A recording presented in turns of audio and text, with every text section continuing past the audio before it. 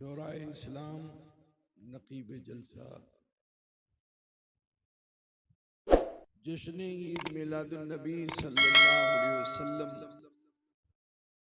इस बहार महफिल में शिरकत फरमाने वाले बरादरान इस्लाम,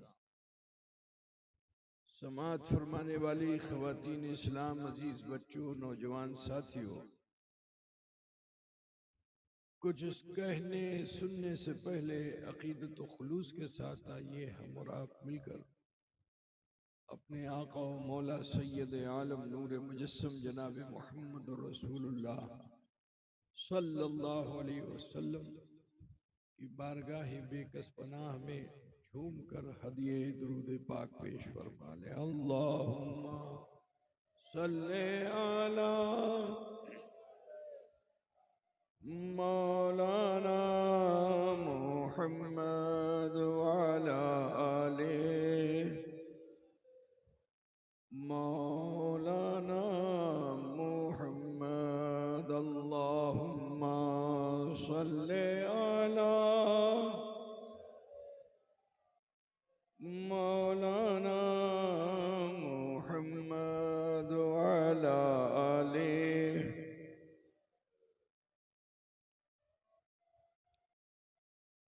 सल्लल्लाहु तआला अलैहि वसल्लम। वक्त बहुत काफ़ी हो चुका है और काफ़ी देर से आप तमामी ख़वातीन व हज़रात उलमाए मिल्लत इस्लामिया के खुतबात को समाअत फरमा रहे थे और अपने कुलूब अज़हान को मुनव्वर मुजल्ला कर रहे थे। थोड़ी देर के लिए मैं भी आपके दरमियान हूँ, इस नियत व इरादे के साथ कि अल्लाह ताला इस महफिल से हमें भी हिदायत याफ्ता फरमाए और आप सबको भी हिदायत याफ्ता फरमाए। ये नौजवान उलमाए कराम जो अल्हम्दुलिल्लाह उस बंगाल के नहीं, इस बंगाल के आलिम हैं। एक दौर वो था कि आलिम तो होते थे लेकिन जबान और बयान की बुनियाद पर वो अपने इल्मी और फिक्री नजरियात को कौम तक पहुंचा नहीं पाते थे। लेकिन आज अल्लाह का शुक्र है, ये जो नौजवानों की एक टीम बंगाल में दिखाई दे रही है, ये खुश आइंद है। इंशाअल्लाह ताला इस्लाम के डंगे यहाँ बजेंगे, बातिल के ऐवान में ज़लज़ला आएगा और इंशाअल्लाह हक सर बुलंद रहेगा। बहरहाल मैं भी मुसलसल सफरी में हूँ और गालिबन मुझे लगता है कि 1.5 महीने के करीब हो गया है और कोई रात ऐसी नहीं कि जिस रात में जिक्र खुदा और जिक्र रसूल से खाली गई हो। बस ज्यादा देर आपका नहीं लूंगा, थोड़ी देर में मुख्तसर बातें अर्ज करके रुखसत हो जाऊंगा, क्योंकि मैं देख रहा हूं कि जो इल्मी और रूहानी पानी आपने ईमान के प्याले में, अकीदे के प्याले में जमा कर लिया है, वो पूरी तरह से भर चुका है, लबालब हो चुका है। अब अगर उसमें कुछ पानी और डाला जाएगा तो 1 खतरा डाला जाएगा, 2 खतरा बाहर आएगा। तो मैं चाहता हूं कि पानी वानी तो आप लोगों को खूब मिल चुका है, अब मैं ये चाहता हूं कि गुलशन मुस्तफ़ा की कुछ पंखुड़ियां तुम्हारे प्याले में डाल दी जाएं, ताकि जो पानी इन उलमा से मिला है वो खुशबूदार हो जाए।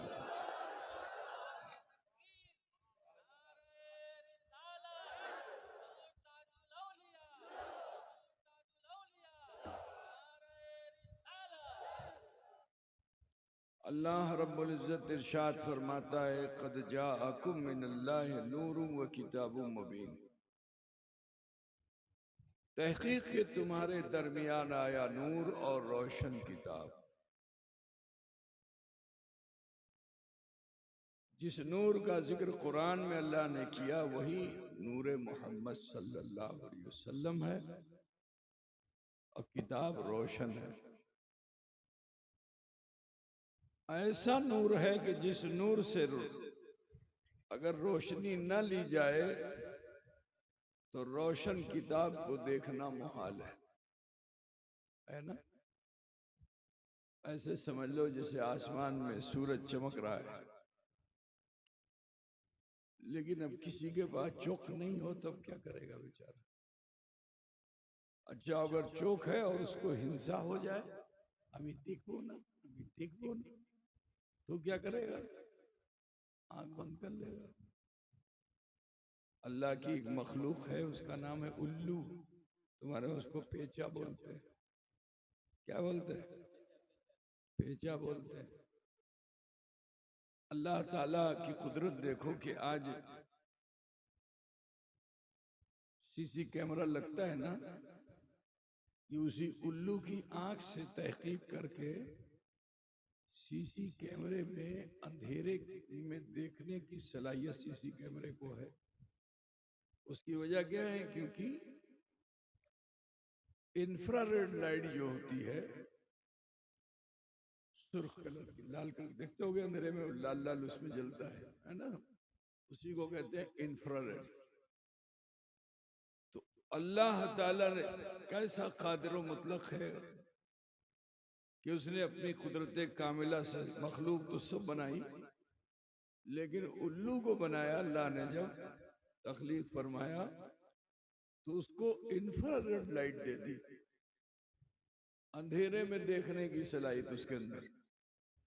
अंधकार में ये पेचा देखता है, सारी चिड़ियां आंख बंद करके पर गिरा करके बैठी रहती हैं, गाछ पे जमीन पे जहां भी, मगर ये उल्लू बड़ी शान से पूरे जंगल में घूमता है, सब देखता है, चक्कर मारता है ना भाई। तो उसको बड़ा फख्र हो जाता है।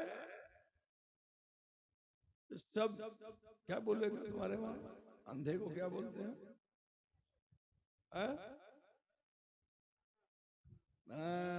तुम्हारे वहां काना बोलते हैं।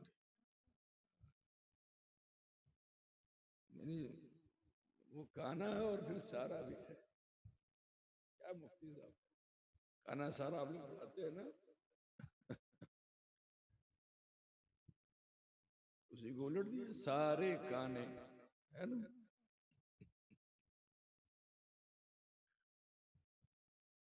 तो ख्याल कीजिए, रात भर देखता है, मगर जब रोशनी होती है सूरज की तो वो फिर गुस्सा करता है, राग हो जाता है, क्योंकि जैसे ही रोशनी होती सारी चिड़िया जितने भी मखलूक हैं सब खुश हो जाते हैं, चहकने लगते हैं। तो जब चहकने लगते हैं तो इसको हसद पैदा होती है। जो हसद पैदा होती है तो आंख बंद करके पेड़ पे बैठा रहेगा, ठीक है ना। देखा आप लोगों ने पेचा? आपके बीच में तो नहीं कोई, समझ रहे हो ना। तो मालूम क्या हुआ कि सूरज चमक रहा है, सूरज रोशन है, लेकिन रोशन सूरज को देखने के लिए रोशनी की जरूरत है। जुदी आलो होवे ना सूर्यो तुम्हें देखते पारवे ना, ठीक है, ठीक है जी ना। तो कुरान इसीलिए कह रहा है वो मैं यहदी भी कसीरा वो मैं युदिल्लु भी कसीरा। कुरान तो हिदायत के लिए है ना, लेकिन किसकी हिदायत? सबकी हिदायत के लिए नहीं आया। पहले ही पारे में जैसे अलिफ लाम मीम पढ़ते उसके बाद कुरान ऐलान करता है कि ज़ालिकल किताबु ला रैब फीह हुदल लिल मुत्तकीन। ये सिर्फ मुत्तकियों के लिए हिदायत है, परहेजगारों के लिए हिदायत है, और परहेजगार वही है जो मुस्तफा का वफादार है।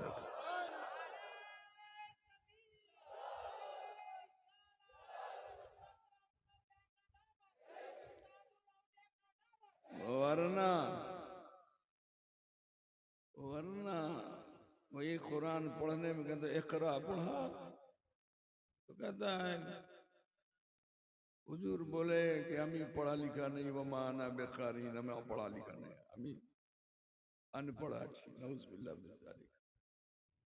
अभी आप सुन रहे हो ना सोशल मीडिया पे कैसी बकवास हो रही है, तो जो दिल में होता है वो ज़बान पे आ जाता है।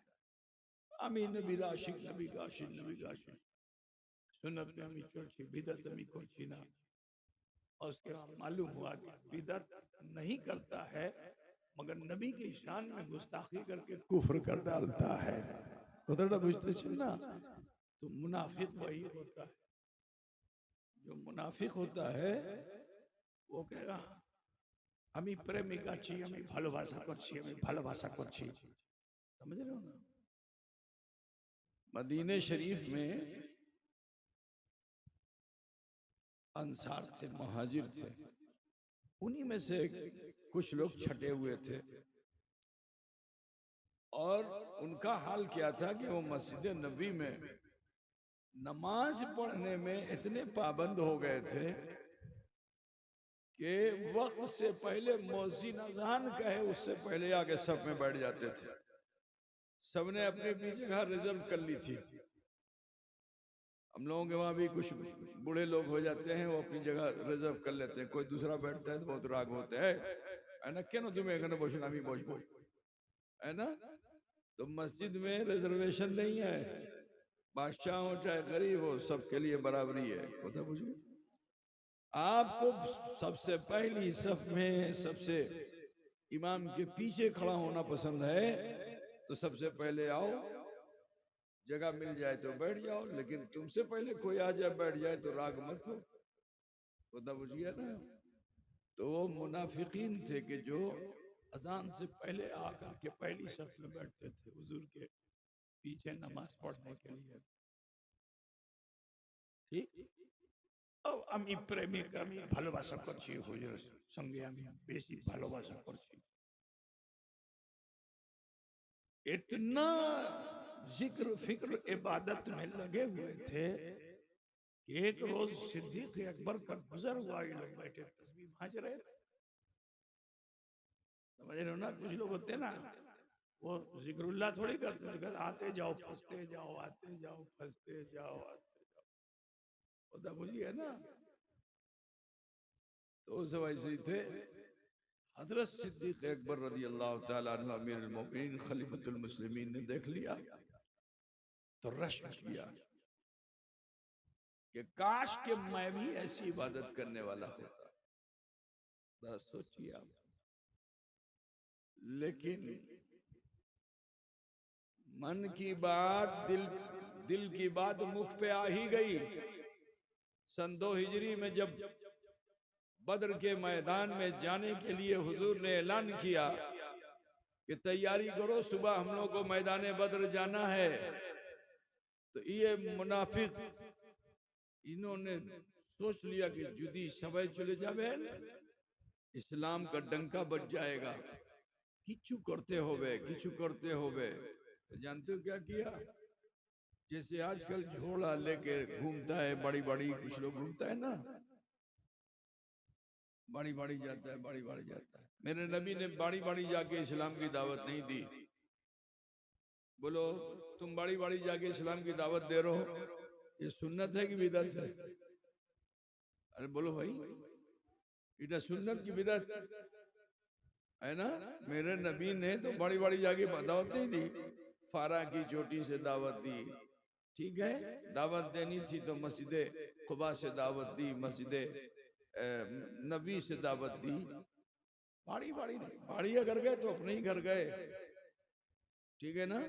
नमाज के लिए हुजूर निदा देते थे तो कहाँ सहाबी के घर थोड़ी जाते थे, सैयदा फातिमा के घर जाते थे, दरवाजे पे खड़े होके फरमाते अस्सलात या अहलल बैत। समझ रहे हो ना? किसी सहाबी के दरवाजे पर रसूल नहीं है, उसके लिए तो चौराहे पे मुअज्जिन खड़े होकर अज़ान कहता था। सहाबी के लिए, अहले बैत के लिए हुजूर खुद जाते थे, फरमाते अस्सलात या अहलल बैत, अस्सलात या अहलल बैत। खुदा बुझते ना। अब जो जाहिरी तौर पे भालोबासा करते थे उनका हाल क्या हुआ कि वो चिंता में आ गए कि यदि सबाई चले जावे तो इस्लाम का डंका बाजवे, झंडा ऊंचा हो जावे, किच्चू तो करते हुए। तो सब बाड़ी बाड़ी गए, देखा क्या कि वहां साहबा जो थे तलवार रगड़ रहे पत्थर पे। साहबाई किराम है कि नेज़े पे जंग लगा हुआ था, उसको छुड़ा रहे हैं।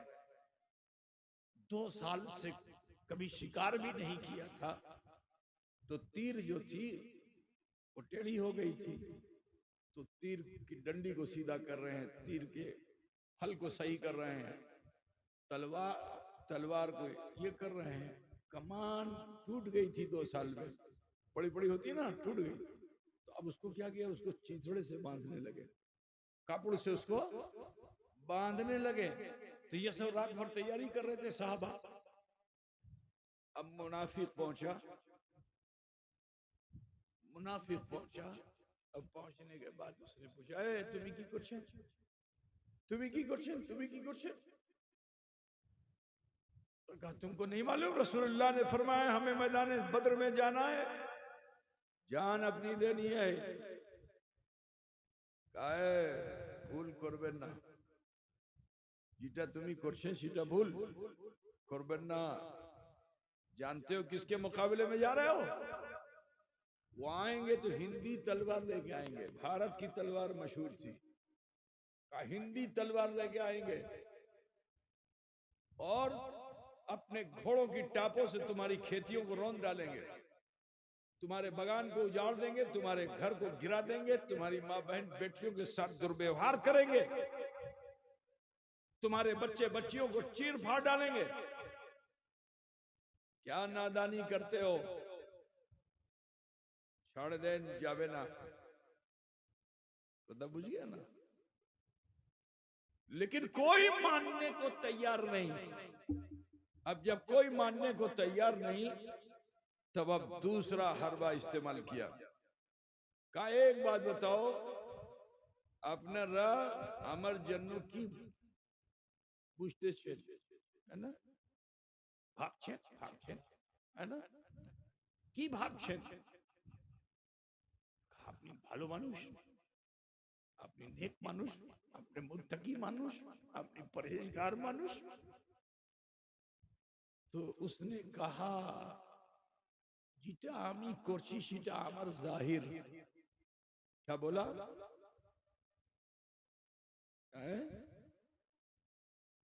जाहिर, जाहिर तो समझते हैं, बंगला में बोलते हैं भाई जाहिर, है ना। যেটা আমি করছি সম্পূর্ণ এটা আমার जाहिर, এটা দেখানো। अब একটা আমি প্রশ্ন করতে চাইছি, এটা বলো কি প্রশ্ন? প্রশ্ন এটা আছে कि নবীর মানা কি হচ্ছে, নবীর মানা কি হচ্ছে। अभी मौलाना लोग मुझको सब ताज्जुब से देख रहे हैं कि पीर साहब बांग्ला में कैसे बोल रहे हैं, है ना। कि नबीर मानना की होच्छे। तो अरब वाले लोग थे, कोई हिंदुस्तानी थोड़े थे, जाहिल उसको बेवकूफ बना दिया जाए। सबने कहा नबी का माना गैब की खबर देने वाला। संपूर्ण बोलें जुत्तो छिलें सबे गैब की खबर। साहिबे लिसान थे अरबी भाषा, जैसे बंगला में। अब हमने कहा जाहिर, दूसरे का दिखानो, क्योंकि हम बंगला अक्षर सा तो जानते नहीं। अक्षर सा अमी बंगला जानছি না, है ना, मुखस्त अमी जानছি, ठीक। तो अमी जाहिल, बोलो अमी पढ़ा लिखा नहीं। अरे बोलो भाई, अमी पढ़ा लिखा नहीं। আমি বলছি কি আমি अक्षर सा तुम्हार भाषा जानছি ना, कि अमी जाहिल। तो उन नौदानों को समझाओ जो नबी की शान में गुस्ताखी कर रहे हैं, है ना। अल्लाह के रसूल जब चिड़िए की जबान बूझते हैं, जब पहाड़ की भाषा बूझते हैं, जब कंकर की भाषा बूझते हैं, जो ना बोले उसकी बोली मुस्तफा पूछते हैं, तो बोलने वाले की बोझी के बोल पूछने में मुस्तफा को क्या कमी होगी? है ना? बड़े नादान है वो कि जो उम्मी का माना गलत है ना। আপনারা বুঝতেছেন কিছু শুনবেন? सुनो का नबी का माना कहा, अब देखो, अब बैद लगाया मंतिक का नबी का माना गैब की खबर देने वाला। আমি বললাম যেটা আমি আমল করছি সম্পূর্ণ আমার আমার দেখানো